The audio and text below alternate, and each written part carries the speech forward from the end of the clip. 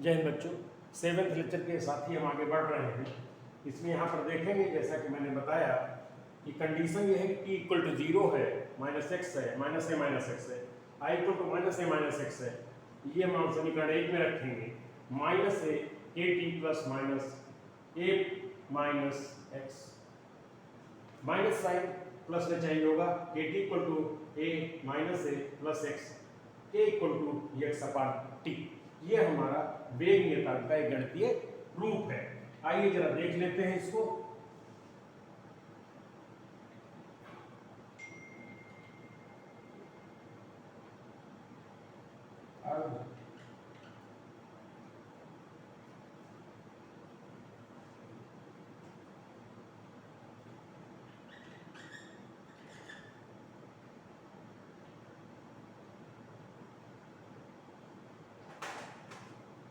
ये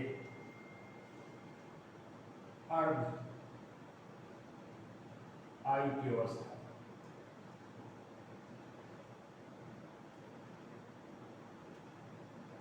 जरा देखें इसको। अर्धायु की अवस्था में जरा इसको देख लें। क्या करेंगे हम ऐसी अवस्था में? जो t है ये हो जाएगा t हाफ, ठीक है। यहां पर आप देखें, अगर हम इसको t बराबर t कर दें, ये हमारा a/2 हो जाएगा, ये a/2 हो जाएगा और ये t हाफ हो जाएगा। तो आइए इसको इसी तरह से देखने की कोशिश करें। a अगर प्रोडक्ट में जा रहा है, तो यहाँ पर इसका t इक्वल t हाफ हो गया, तो ये हमारा a जो है a/2 हो जाएगा और ये a/2 हो जाएगा।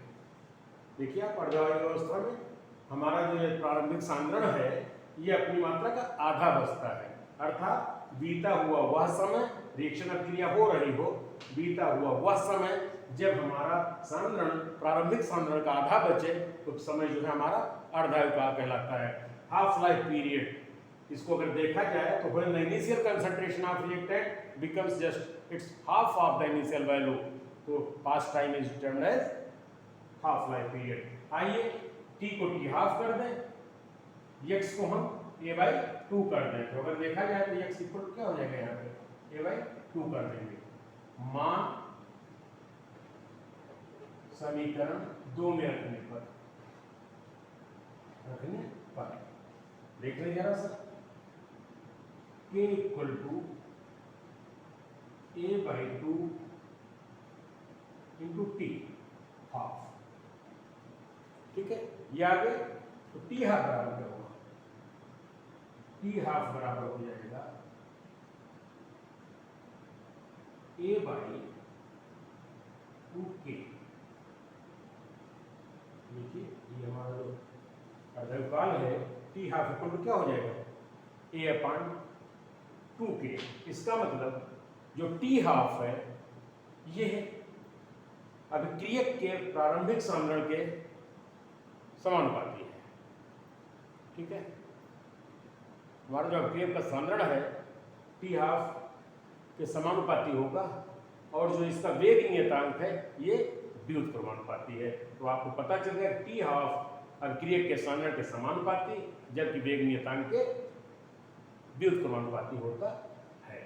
तो इसको हम लिख सकते हैं। इसके बाद इसको लिखें, क्या लिखें?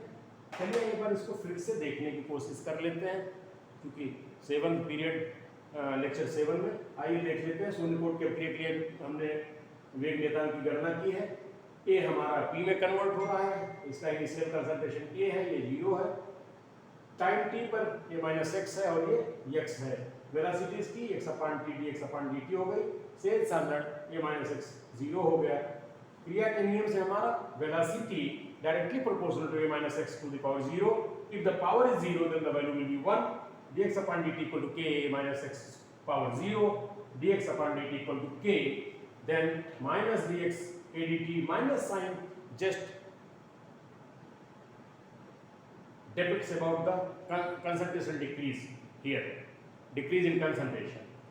-x kt plus I integration करने पर कंडीशन ले लिया i equal to -a -x, समीकरण इसमें मान रख लिया -a equal to kt plus I a -x, solve किया k इक्वल टू x/t। ये वेग नियतांक का गणितीय रूप है। अर्धायु की अवस्था में हमारा जो a है प्रोडक्ट में चेंज होता है। यहाँ पर हमारा इनिशियल कंसंट्रेशन A/2 होगा, प्रोडक्ट हमारा A/2 होगा, T हमारा T½ होगा। x equal to A/2 value रख दी जाएगी, तो K equal to A/2 T½ equal to A/2K।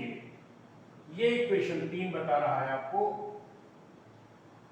कि हमारा जो T½ है व्युत्क्रमानुपाती है किसके, वेग नियतांक के, और जो प्रारंभिक सांद्रण है उसके समानुपाती होता है।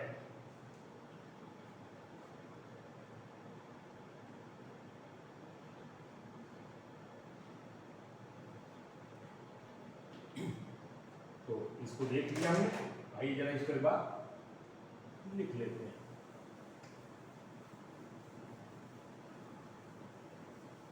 इस समीकरण से हम क्या लिख लेंगे,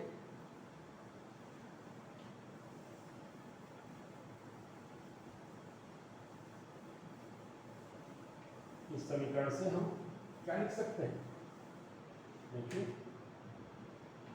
तो लिखे शून्य कोट की अभिक्रिया के लिए, शून्य कोट की अभिक्रिया के लिए T½ अभिक्रियक की अभिकारक जो भी चाहे लेते हैं, अभिक्रियक की प्रारंभिक सांद्रता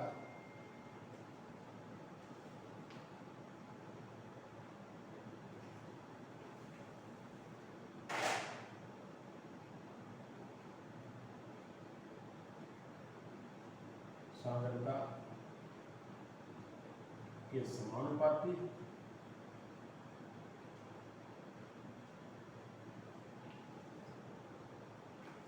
जबकि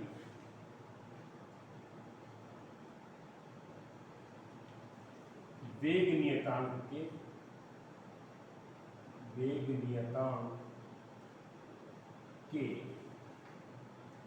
व्युत्क्रमानुपाती होता है,